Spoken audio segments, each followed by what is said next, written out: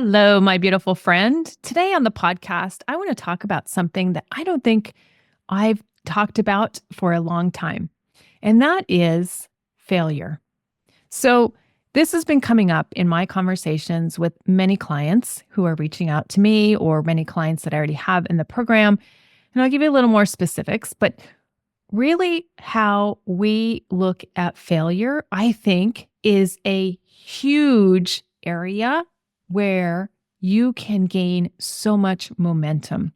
So, first, let me set up the story of where someone reached out to me. They're super frustrated with their weight. They wanted to know if I'd work with them as a one on one client and use the tools that I use from Transform in 10. And as we were seeing if we were a good fit for each other, I was asking her a bunch of questions, right? She's a lawyer. She's got a full time job. Her husband has a full time job. They have smaller kids at home. They have a nanny and super busy where she can't prioritize the things she feels she needs to prioritize. And the weight just keeps coming on and she keeps struggling with how to get it off and making the time for that because she's so busy. We talked about the things that she's tried and what has worked, which was, in her opinion, when she said, nothing's been working. I'm trying this, I'm trying that, I'm doing this, I'm doing that. Nothing is working. As I was listening to her talk about where she's been, what her struggles have been, and looking at her calendar and how busy she is and what areas we can move things around in order to make this work, I was noticing quite a bit as she was talking of areas that were working that she's tried in the past, but she's forgotten about. Because it's very easy when we're frustrated and we're not at our goal and we're actually going further away from our goal where we just throw our hands up in the air and we say, nothing's working. But as she was talking, there were quite a few things where she says, well, that worked for a little bit and then it stopped. I was pointing out to her, like, well, you have so many areas that you've learned that things do work when it's done in this kind of way and that not all of it is lost. And so there was substantial learning. And it's very interesting because I was talking about how reframing failure could be a major thing for her so that she gets more and more success. And so that's what came up for that conversation. And then I had another conversation where somebody had been a client of mine in the past, probably about 2 years ago. And then she's reached out again that she got in a rough place with her drinking and wanted some additional help. And so we were talking about failure in that context as well, and the relationship she had with failure. And now what does this mean for her and how she can not use this as a way to go back to her old self of drinking all the time, really saying, oh, okay, it's a setback.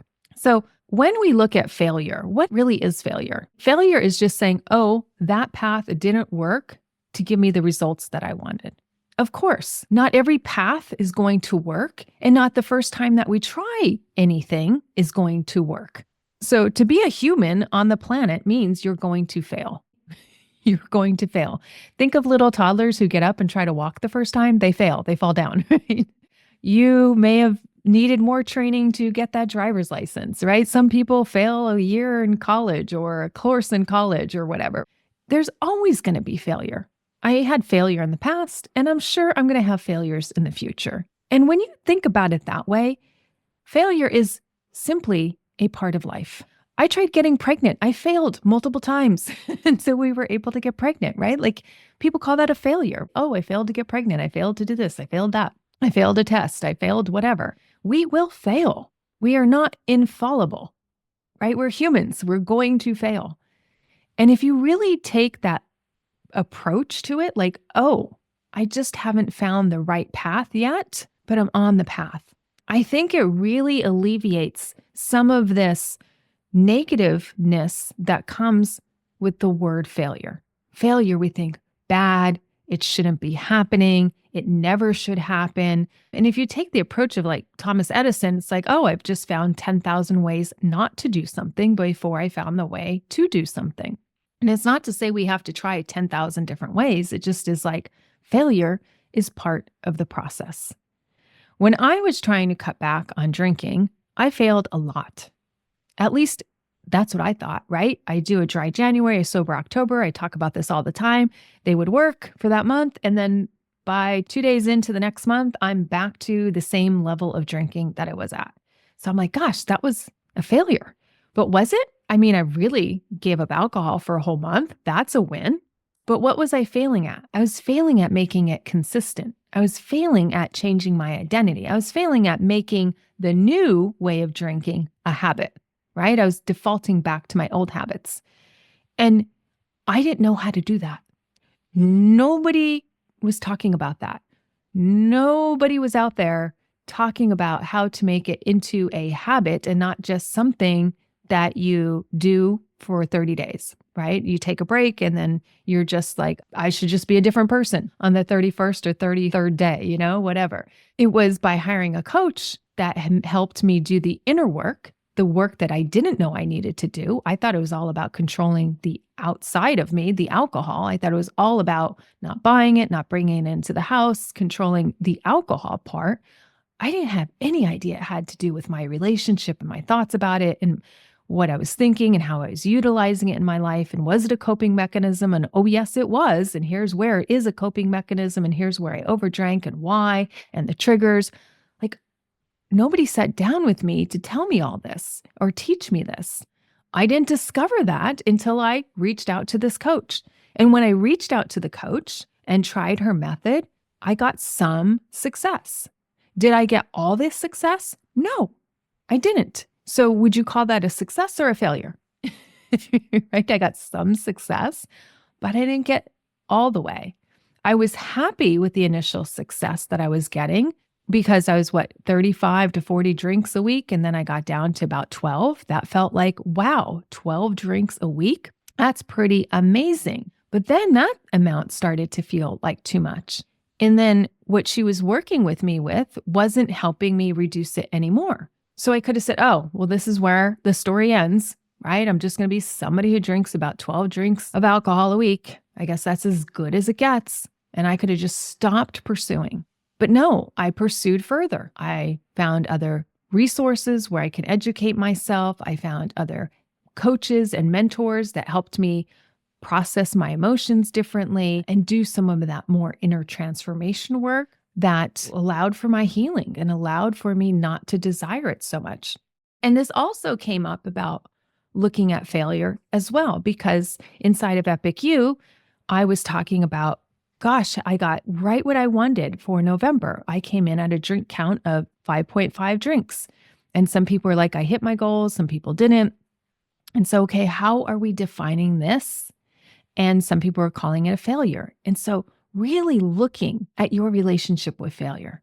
What does that look like for you? Some people, when they fail, what do? They go into shame. They have guilt. They're like, oh my gosh, I shouldn't have done this. Oh my gosh, why am I off track again? Whoa, geez, I'm never going to get to my goals. Why does this keep happening? Right? And there's this like internal self-loathing. And what do we know about failure? The most successful people in life have had the most failures. They had to, right? To discover like the iPhone, to make the computer, to make whatever, to do whatever, you had to fail. You had to try multiple things to know what isn't working. And then also learn, oh, part of that process worked. So let me take this piece and combine it with this piece and see if that would work. Just like the client I was talking to who wants to lose weight and hire me as her one-on-one coach, right? Like, okay, there were areas of your past where weight loss and that piece was successful.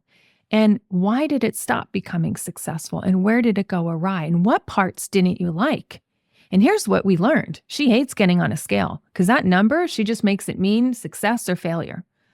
And that's why I love Transform in 10, because we're not using the scale as our metric for success. There's a whole host of other metrics that are going to tell you if you're strong, healthier, feeling better, all of these things that matter even more so than the scale.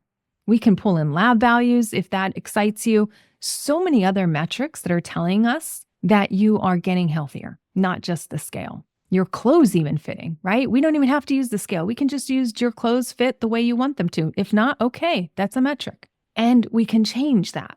So learning what she likes, what works, great. Learning what she doesn't like and what doesn't work, fabulous. Fabulous. Because guess what? We won't do any of that, right? Because who wants to do a process that feels arduous, not like you're winning, not like you're successful? right? And then you're internalizing that to mean it's not working. Rather than we can actually see failure as like, oh, that's just information that this part of the process or this entire process isn't working. And so I'm either going to pull the pieces from it that do work or leave the whole process behind and try something 100% brand new. That is valuable. That is extremely valuable to know. And it really comes down to looking at failure. What is your relationship to it? Are you looking at it as like, I'm bad, I'm dysfunctional, I'm never going to get progress, self-loathing, self-pity? Because when you go there, think about what happens next. Think about somebody who's tried, was successful, and then they weren't. What starts to happen? I'll tell you what starts to happen because I've seen it over and over again, and I work with women all the time who this happens to. Okay, I was successful for that month, or I was successful then, but now I'm afraid of not being successful in the future. So what is that saying? They are afraid of failure because they have a negative relationship with failure. And I want us to really redefine failure as it's part of the journey. It will happen, right? As I'm getting stronger and putting on more muscle mass, I'm learning what's working better and what's working less effectively. Am I failing? Okay. Yes, if it's less effectively, you could say I'm failing. But I'm really learning about my body so that I could be more effective with it. So I could be doing things that are worth my time if I only have a small portion of time. Because I want to be really effective with that, right? Just like the lawyer I was talking about, super busy, high functioning career, lots going on at home, all the things. But the process of being busy, you want to make sure you're productive, right? Just being busy isn't helpful. You're going to burn yourself out. But are you finding the things that are giving you results? Because it's about results, and that's productivity. Productivity wins hands down over busy. And I love taking somebody's busy agenda and just making them more productive where they have more times for rest, which means they get more done in a day. They're just working smarter, not harder. And so there are ways to do that, right? Sometimes you can't see it. Like if I never hired my first coach and learned it's about an inner transformation, about changing my relationship to drinking rather than just trying to control the drink, I don't think I'd get as much progress as I have. And now last month, 5.5 drinks for the whole month. Fabulous. Some months it's 0. That's amazing compared to where I was 6-7 years ago. 35, 40 drinks a week. Think about that. What's that? It's a lot of drinks a month. So like 120, I don't know, too many to count, right? But now look at the progress I've made because I failed along the way. I tried this and learned this didn't work. I tried that and learned, oh, I got some progress there. When that coach stopped working, I tried something else and I tried something else and I got a different coach and a different mentor. And I kept going and I kept tuning into what's coming up for me that's blocking more success. I want to look at my failure because I can learn from my failure. Transforming your relationship with failure, my friends, is so key so that you don't get stuck and keep repeating the same habits, the same cycle over and over and over again. And you want to beat your head into the wall. You're like, why do I get some success and not sustain it? Because I want consistent success. I want this to be a habit. And to be a habit, you need that new identity piece. Think about the people who go to AA. Love it. They're proud. They talk about it. Some of them are like, I've been going to AA for 10, 20 years, and they haven't had a drink in whatever, 8, 9, 10 years, whatever it was. So they haven't had a drink in all that time. So my mind, I would hear that and I go, well, why are you still going? But now I get it. It's part of their identity. They want to identify as somebody who doesn't need alcohol, somebody who is sober. And they probably go because there's the community that they belong to, that where they get support on this journey. Because out there in the wilderness, right, there's a lot of people drinking, right? In that sacred community, they're not. And they talk about their triggers and what makes them want to drink. And the beauty of that, they're helping other people stay sober. So they're giving back. And just think about what an identity they are living. They identify as somebody who is sober. That's amazing. I think about the women who stay in Epic U because they identify as a woman who could take it or leave it with alcohol. and they keep practicing the tools and they support other women in the program. And they want to be identified as somebody who's taking care of their health, getting an epic life because they don't need alcohol. They don't need alcohol to have an epic life. It's amazing. And so having that identity is so key. Why do I choose to belong to a gym? Because I want the identity. I want to take care of my health. I want to go because I know exercise helps my brain. I know exercise helps my bones. I know exercise prevents and lowers the risk of depression. It helps with anxiety, helps with all these things, plus my waistline. Plus I want to be strong as I age. So many reasons I pay that gym membership. So many reasons I go and be with the like-minded people who are into health, who are into fitness, who are into taking care of their bodies. And I'm energized when I go in there. I'm energized by that kind of energy and people doing hard things and the grunts and the lifting and having fun at the aerobics class that I get to go to. So much that I want to be part of that community. And when I don't go, I don't say, oh, I failed today. I'm just like, oh, today was a day of rest and I get to go tomorrow and I get to go the next day if I want, depending on how my body feels and honoring that. And so ladies, if you want progress, this is one area, particularly this time of year. I have a number of past clients reaching out going, oh my gosh, what's going on this holiday season? There's a lot going on. And just because you learned these tools in the past, if you're not practicing them, they may not stick with you. It needs consistency. This is why people show up to AA all the time, right? They want that consistency. They want that accountability. They want that as part of their identity. And so it's not shameful if you slip back. What I want to tell you is failure is part of the process. As humans, we are not infallible. We will fail. We will fail. It doesn't mean we have to have shame about it. It doesn't mean we have to have guilt about it. It just means, oops, something is going different than what I wanted. And I want to get back on track. And so your relationship with failure will either help you when you fail or it could hurt you. Because then if you don't get back up and try again, you're having fear of failure, right? So that's that relationship with failure that's negative. If you had concern for failure or less fear or just like, oh yeah, this is a process. Sometimes you fail and that's okay and you get back up. If you reframed your relationship with failure, just think how much more success you would have. And that's what I want to leave you with today, my friend. If you need help redefining your relationship with failure, I'd love to help you. You can find me at epicu.com.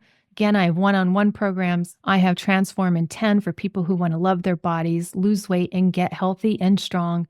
And then I also have Epic You if you want my help around drinking and making your life more and more amazing. All right, my friends, so good to be with you this week, and I will see you next week.